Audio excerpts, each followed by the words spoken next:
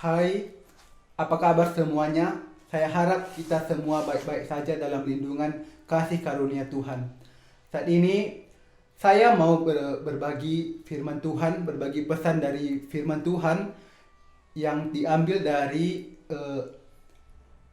Yohanes 3 ayat 5. Mari kita kita baca bersama. Yohanes 3. Di sini Yohanes 3 ayat 5. Jawab Yesus, "Aku berkata kepadamu, sesungguhnya jika seorang tidak dilahirkan dari air dan roh, ia tidak dapat masuk ke dalam kerajaan Allah." Nah, jadi di sini ketika Yesus berbicara dengan seorang Nikodemus, di mana Nikodemus adalah seorang rabi dari orang Israel. Jadi dia menjumpai Yesus untuk menemui Yesus. Kalau kita baca di sini ayat 2, ia datang pada waktu malam kepada Yesus dan berkata, "Rabi, kami tahu bahwa engkau datang sebagai guru yang diutus Allah, sebab tidak ada seorang pun yang dapat mengadakan tanda-tanda yang engkau adakan itu jika Allah tidak menyertainya." Nah, jadi di sini kita melihat bahwa si Nikodemus tahu bahwa dan percaya bahwa Yesus datang sebagai guru yang diutus Allah. Tetapi apa kata Yesus? Jawab Yesus ayat 3, Yesus menjawab katanya, "Aku berkata kepadamu, sesungguhnya jika seorang tidak dilahirkan kembali, ia tidak dapat melihat kerajaan Allah." Nah, di sini Yesus mengatakan, jika seorang tidak dilahirkan kembali, ia tidak dapat masuk ke dalam kerajaan Allah. Ini merupakan sebuah rahasia yang tertulis di dalam Alkitab, bagaimana kita dapat melihat kerajaan Allah. Ayat 4, kata Nikodemus kepadanya, "Bagaimanakah mungkin seorang dilahirkan kalau ia sudah tua? Dapatkah ia masuk kembali ke dalam rahim ibunya dan dilahirkan kembali?" Ayat 5, jawab Yesus, "Aku berkata kepadamu, sesungguhnya jika seorang tidak dilahirkan dari air dan roh, ia tidak dapat masuk ke dalam kerajaan Allah." Apakah maksud Tuhan Yesus ketika dia mengatakan, "Aku berkata kepadamu, sesungguhnya jika seorang tidak dilahirkan dari air dan roh, ia tidak dapat masuk ke dalam kerajaan Allah"? Air di sini berbicara mengenai baptisan Yesus. Ketika Yohanes Pembaptis membaptiskan Yesus, di Matius 3 ayat 15 mengatakan, lalu Yesus menjawab katanya kepadanya, "Biarlah hal itu terjadi, karena demikianlah sepatutnya kita menggenapkan seluruh kehendak Allah." Dan Yohanes pun menurutinya. Di sini Yesus dibaptiskan untuk menggenapi segala kebenaran, menggenapi kehendak Allah. Kehendak Allah adalah untuk menyelamatkan umat manusia dari dosa mereka. Nama Yesus berarti juru selamat. Yesus datang ke bumi ini untuk menyelamatkan umat manusia dari segala dosa mereka. Nah, kembali ke Yohanes 3 ayat 5 tadi,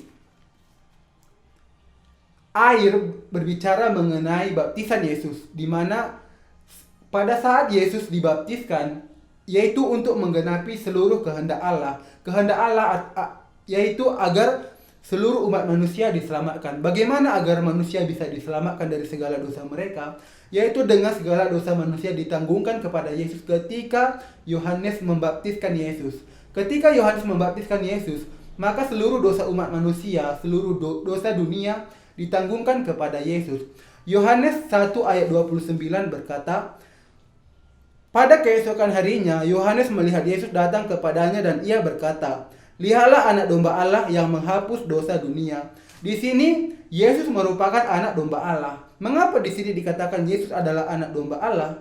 Anak domba Allah, jika kita melihat di dalam kembali ke perjanjian lama, yaitu di Imamat 16 ayat 21 dikatakan bahwa imam besar akan menumpangkan tangannya di atas kepala kambing jantan untuk menanggungkan dosa setahun orang Israel kepada kambing jantan. Dengan itu dosa setahun orang Israel akan dibasuhkan pada hari raya pendamaian.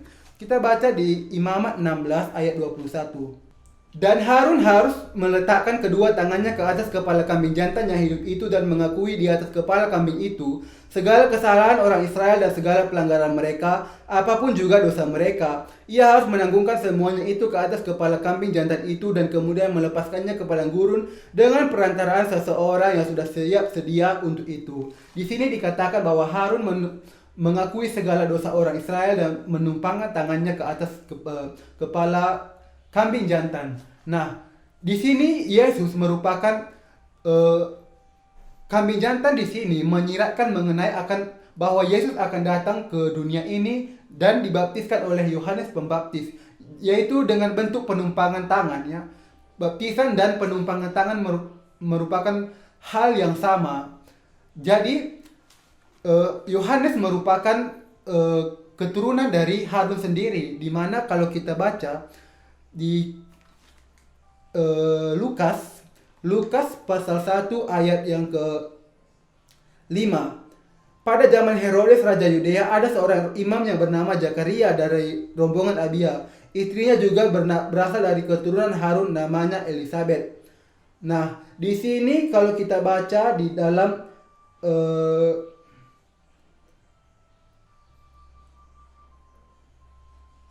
jadi di sini kalau kita baca di sini kita bisa melihat bahwa ini judulnya pemberitahuan tentang kelahiran Yohanes Pembaptis. Nah, di sini kalau kita cari ayatnya, Yohanes sendiri merupakan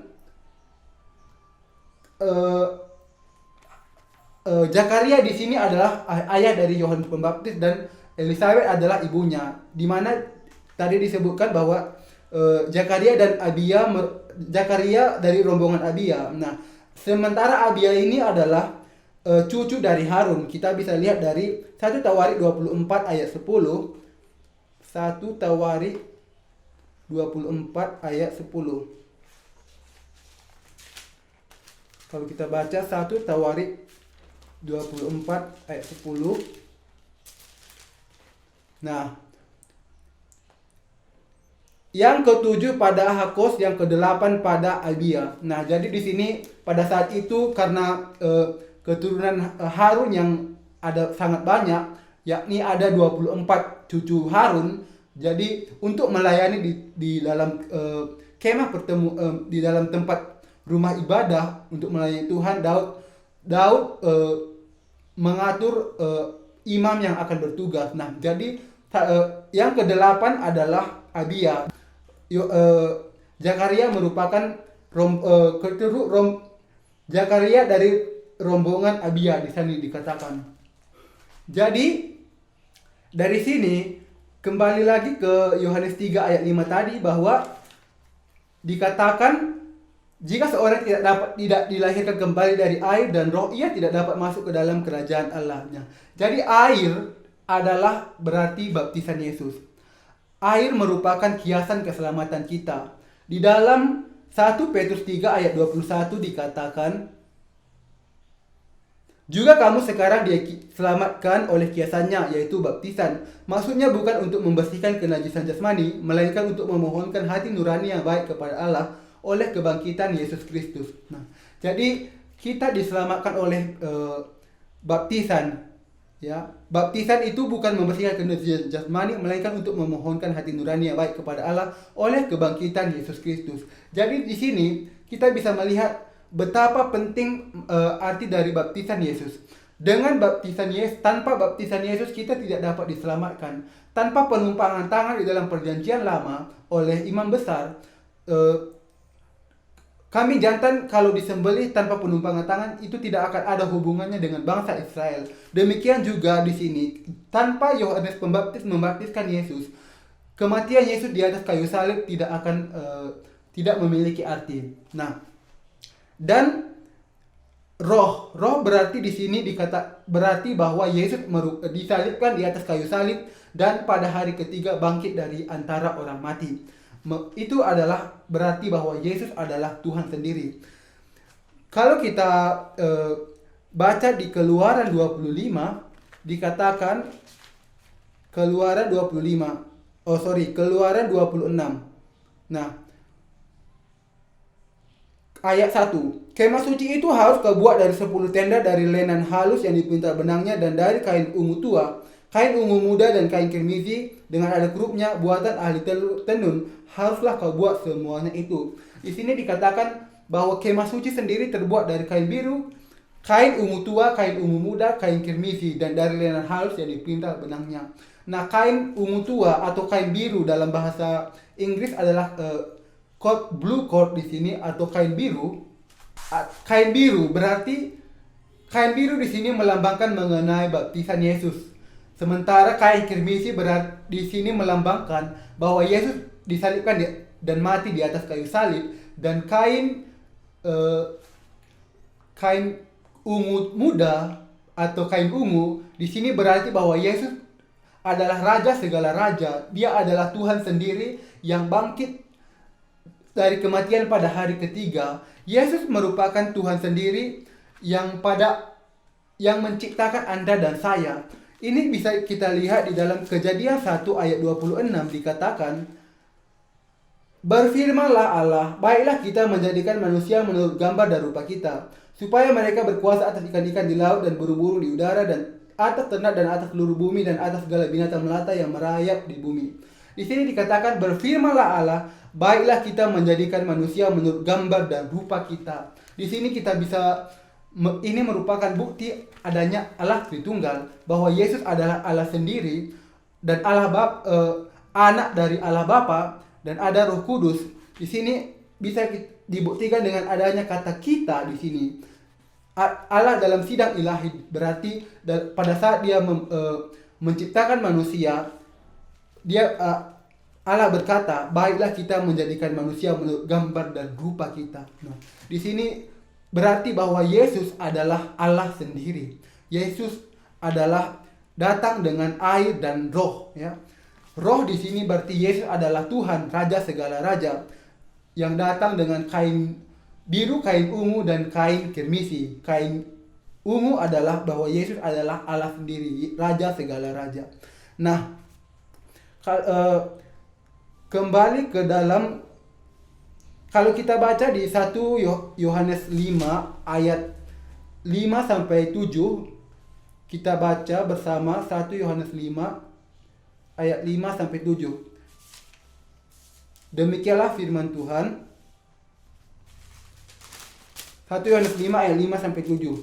1 Yohanes 5 ayat 6 sampai 8. Dan inilah dia yang telah datang dengan air dan darah, yaitu Yesus Kristus. Bukan saja dengan air, tetapi dengan air dan dengan darah. Dan rohlah yang memberi kesaksian, karena roh adalah kebenaran. Sebab ada 3 yang memberi kesaksian di dalam surga, Bapa, Firman, dan Roh Kudus, dan ketiganya adalah satu. Dan ada 3 yang memberi kesaksian di bumi, roh dan air dan darah, dan ketiganya adalah satu. Jadi di sini betapa penting bahwa Yesus datang dengan air dan darah, yaitu Yesus Kristus. Bukan saja dengan air, tetapi dengan air dan dengan darah. Artinya Yesus dibaptiskan oleh Yohanes Pembaptis untuk menanggung dosa dunia dan disalibkan di atas kayu salib. Dan rohlah yang memberi kesaksian. Berarti bahwa Yesus pada hari ketiga bangkit dari antara orang mati, membuktikan bahwa Yesus adalah Allah sendiri. Yohanes 3 ayat 6-7. Apa yang dilahirkan dari daging adalah daging, dan apa yang dilahirkan dari roh adalah roh. Janganlah engkau heran karena aku berkata kepadamu, kamu harus dilahirkan kembali. Jadi di sini berarti bahwa jika kita telah dilahirkan dari air dan roh, jika kita percaya bahwa Yesus dibaptiskan oleh Yohanes Pembaptis untuk menanggungkan dosa dunia, dan bahwa Yesus disalibkan di atas kayu salib untuk menghapuskan dosa kita, dan dia bangkit kembali dari kematian pada hari yang ketiga, berarti kita dapat dilahirkan kembali dan akan melihat kerajaan